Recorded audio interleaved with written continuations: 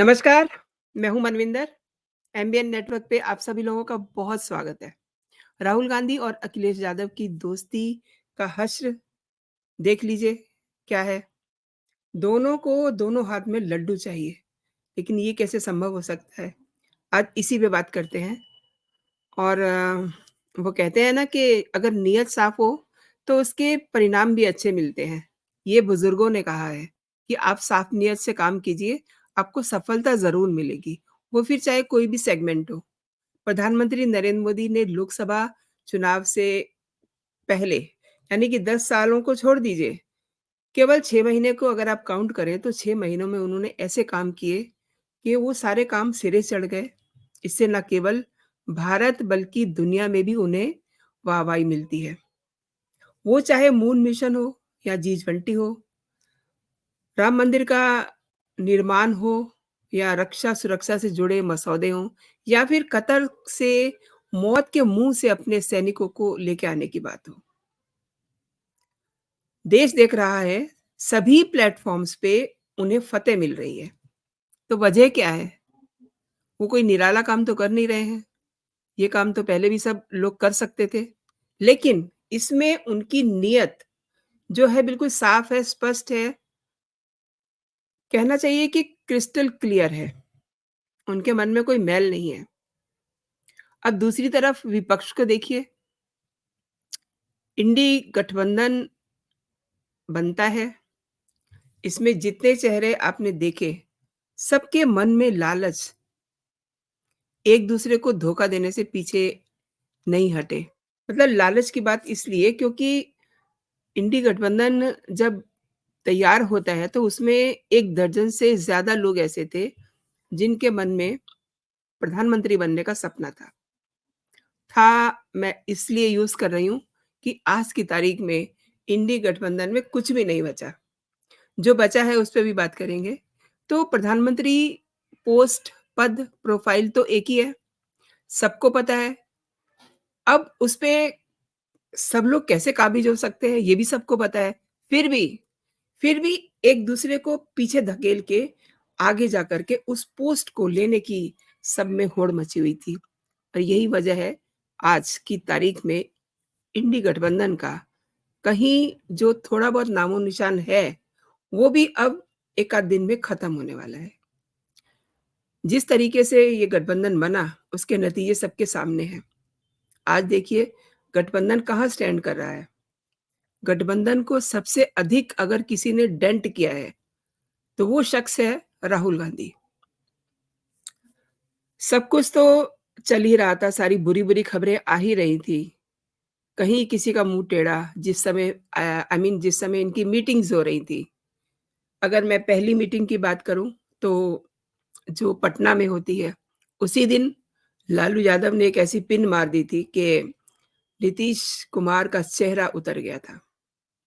वो सब आपको पता है कि उन्होंने क्या तंज कसा था। उन्होंने कहा था कि राहुल गांधी को दूल्हा क्यों नहीं बनाते हैं, देखिए सब बाराती जमा हैं, तैयार हैं।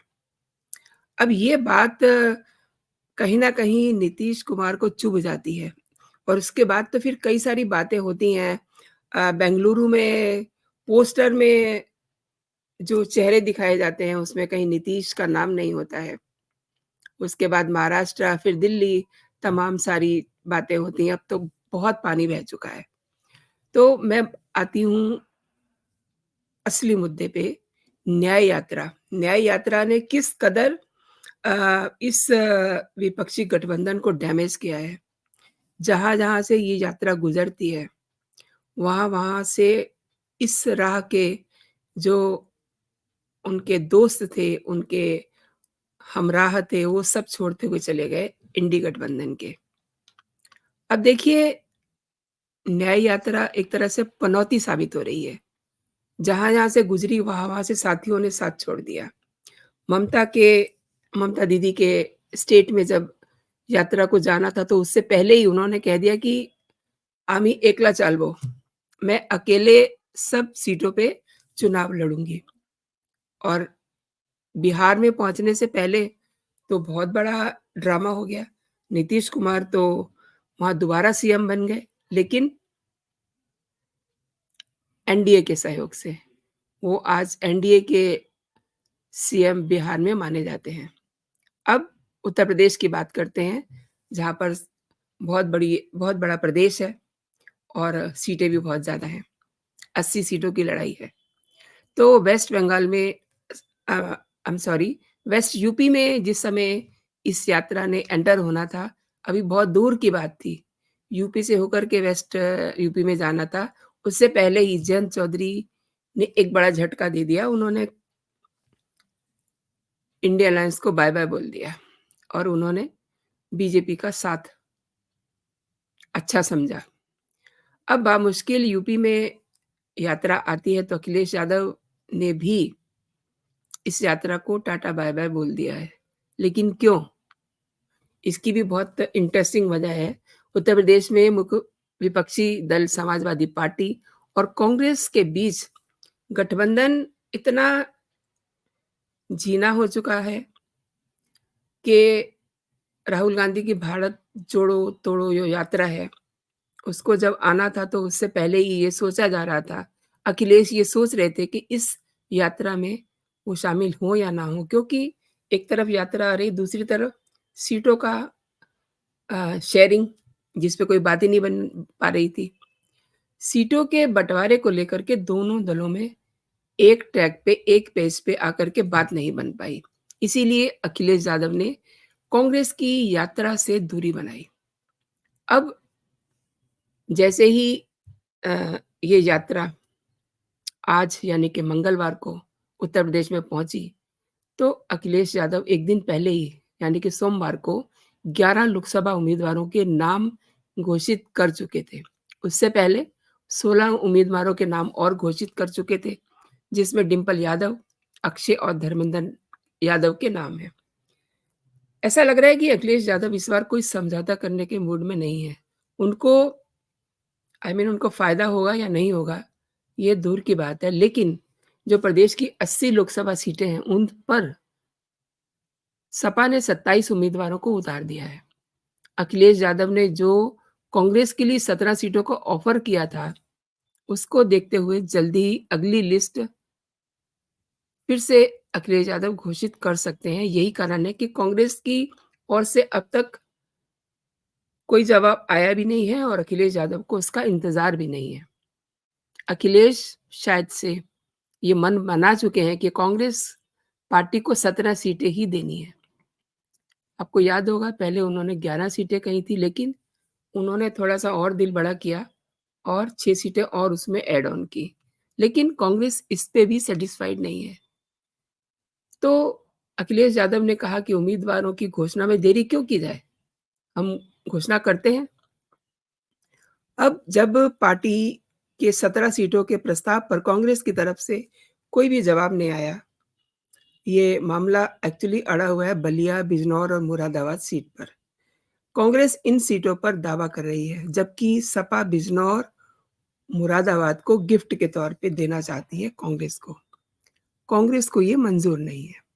समाजवादी पार्टी कांग्रेस को 11 सीट देने पे पहले अड़ी थी, जैसा कि आप सब जानते हैं, मगर बाद में जब बातचीत होती है, तो ये फिगर थोड़ा बढ़ गया है, इसमें 6 सीटें और ऐड कर दी जाती हैं और समाजवादी पार्टी ने अपने प्रस्ताव में कांग्रेस के गढ़ अमेठी और रायबरेली के अलावा सारी सीटें दे दी, जिसे कांग्रेस 2009 में जीत चुकी है। अखिलेश यादव ने प्रयागराज, वाराणसी, बांसगांव, कानपुर, झांसी, हाथरस, सहारनपुर, मथुरा, बुलंदशहर, महाराजगंज, देवरिया, मथुरा और गाजियाबाद कांग्रेस को दी है। कांग्रेस 17 सीटों से खुश नहीं है और वो गठबंधन में 20 सीटें चाहती है, मतलब 80 में से 20 सीटें। दूसरी ओर अखिलेश यादव बलिया, बिजनौर, मुरादाबाद लोकसभा सीट को कांग्रेस को देने के पक्ष में नहीं है और समाजवादी पार्टी ने पहले ही 65 लोकसभा सीटों पर चुनाव लड़ने की घोषणा कर दी हुई है और अभी तक सपा उम्मीदवारों की 2 लिस्ट जारी हो चुकी हैं और पार्टी ने 27 लोकसभा सीटों के लिए कैंडिडेट का ऐलान भी कर दिया है। अब ये सब तो आपने समझ लिया, लेकिन मज़ाक देखिए, मज़ाक ये है कि अखिलेश यादव गठबंधन के लिए अभी भी आश्वस्त हैं। इसे आप क्या कहेंगे? ऐसा वे क्यों कह रहे हैं? पता नहीं, ये तो उनका ईश्वर जानता है। लेकिन समटाइम दिखावे के लिए भी कुछ बातें करनी पड़ती हैं। लेकिन जो हो रहा होता है, वो भी सबको दिखाई देता है। उन्हें उम्मीद है कि जल्दी ही शायद से दोनों दलों के बीच में सहमति हो जाएगी और कांग्रेस को 17 सीटें जो हैं, ठीक लगेंगी। अब इधर जो कांग्रेस के नेता हैं जयराम रमेश, वो भी कह रहे हैं कि गठबंधन के दौरान सीटों पर तालमेल पे चर्चा चल रही है। मतलब हर पक्ष ज़्यादा से ज़्यादा सीटों पर चुनाव लड़ना चाहता है और उन्होंने ये बात मानी कि सीट शेयरिंग में कोई विवाद नहीं है। आई मीन कांग्रेस के जो नेता हैं जयराम रमेश, उन्होंने ये कहा कि सीट शेयरिंग पे कोई विवाद नहीं है, दोनों पार्टियाँ बीजेपी के खिलाफ एकजुट होकर के चुनाव लड़ेंगी, बीजेपी के खिलाफ। अब अफ़सोस की बात ये है कि बीजेपी के खिलाफ या कहिए कि मोदी को सत्ता से हटाने के लिए इन्होंने एकजुटता तो कर ली, लेकिन वो एकजुटता नहीं थी, उसमें सिंसियरिटी नाम की कोई चीज़ नहीं थी। यानी कि उनकी नीयत साफ़ नहीं थी। मैंने शुरू में नीयत का ज़िक्र इसलिए किया था क्योंकि जब नीयत साफ़ होती है, कोई बड़ी बात नहीं थी कि अगर इनकी नीयत साफ़ होती, तो कुछ ना कुछ तो ये बीजेपी को डेंट देते। लेकिन आज की तारीख में बीजेपी, मोदी की सरकार बिल्कुल कंफर्टेबल पोज़ीशन में है, यानी कि 400 पार अब की बार, ये जो नारा दिया जा रहा है बीजेपी के ओर से, ये इंडिया अलायंस के जो करतूतें हैं ना, उसी की वजह से ये नारा और बुलंद हो रहा है। क्योंकि ग्राउंड पे ऐसा कुछ नहीं है कि आपको ये लगे कि इस गठबंधन में कुछ बचा है। ममता दीदी पहले कह चुकी हैं, अकेले लड़ेंगी, नीतीश कुमार तो आपको पता ही है, वो मुख्यमंत्री हैं। हेमंत सोरेन हेमंत सोरेन का भी हश्र आप देख लीजिए। वो जिस समय इनकी यात्रा वहाँ पहुँचनी थी, उससे पहले ही वो बेचारे जेल चले गए। अब दिल्ली और पंजाब, यहाँ पर भी केजरीवाल जो हैं, राहुल गांधी को ऐसे पछाड़ रहे हैं जैसे कि मतलब कांग्रेस की कोई वैल्यू ही नहीं है। इस तरीके से वो बिहेव कर रहे हैं और ये तो तब है जब केजरीवाल न जाने किस दिन उनको जेल से बुलावा आ जाए। और हाँ, राहुल गांधी ने डेंट क्यों इंडिया अलायंस को दिया, मैंने ये बोली बात आपको, इसलिए क्योंकि राहुल गांधी ने एक दिन मज़ाक में केजरीवाल को ये कह दिया, अरविंद केजरीवाल जो दिल्ली के मुख्यमंत्री हैं, उनको ये कह दिया कि सीट शेयरिंग कर लीजिए, फिर आपको शायद जेल ना जाना पड़ जाए। अब ये बात अरविंद केजरीवाल को बड़ी अंदर से चुभ गई। उन्होंने 2 दिन के अंदर ही ये ऐलान कर दिया भगवंत मान के ज़रिए, भगवंत मान ने इनफैक्ट ये ऐलान किया था कि वो पंजाब में सभी सीटों पे अकेले लड़ेंगे। और फिर बची दिल्ली, दिल्ली में भी यही कह दिया है कि कांग्रेस को 1 सीट दी जाएगी। वो भी ऐसे जैसे मतलब वो भीख का कटोरा नहीं होता, उसमें 1 सिक्का डाल दिया जाता है, 1 सीट देंगे। तो ये जो हालत बनी है इंडिया अलायंस की, ये इनकी नीयत की वजह से बनी है। इनकी नीयत साफ़ नहीं थी डे 1 से ही और आज आज जो हम ये सुन रहे हैं ना कि अ, राहुल को जॉइन नहीं किया है यात्रा में अखिलेश यादव ने, तो उसकी वजह यही है, सीट शेयरिंग। सीट शेयरिंग दरअसल अ, इंडिया अलायंस का एक लिटमस टेस्ट था, जिसमें वो बहुत पहले ही फेल हो गए थे। क्योंकि आज तक भी मतलब 7 महीने से भी ज़्यादा समय हो चुका है, इंडिया अलायंस का कोई संयोजक नहीं बन सका। तो अब तो ख़ैर इनकी बात करनी भी बेफ़ायदा है। लेकिन चूँकि आज राहुल को जॉइन करना था, अखिलेश यादव ने उत्तर प्रदेश में उनकी यात्रा की एंट्री हो चुकी है, तो उन्होंने जॉइन नहीं किया और ये संदेश दे दिया कि अब आपके और हमारे रास्ते अलग-अलग हैं। तो दोस्तों आपने मेरे साथ ये वीडियो देखा, बहुत धन्यवाद और आपको अगर मेरे ये कंटेंट पसंद आ रहे हैं, तो आप मेरे वीडियोज़ को अपने दोस्तों में, अपने सोशल मीडिया प्लेटफ़ॉर्म पे शेयर भी कर सकते हैं। अगर अभी तक आपने मेरा चैनल सब्सक्राइब नहीं किया है, तो मेरे चैनल को सब्सक्राइब ज़रूर कर लीजिए, ताकि मेरे हर जो वीडियो आने वाले हैं आप तक पहुँच सकें। और एक बात जो बहुत ही इम्पोर्टेंट है, जो बेल आइकन है उसे ज़रूर दबाइए, आप तक मेरे नोटिफ़िकेशन भी सबसे पहले पहुँचेंगे। आज के लिए इतना ही दोस्तों, आप अपना और अपनों का ख़्याल रखिए, खुश रहिए, स्वस्थ रहिए। जय हिंद, जय भारत।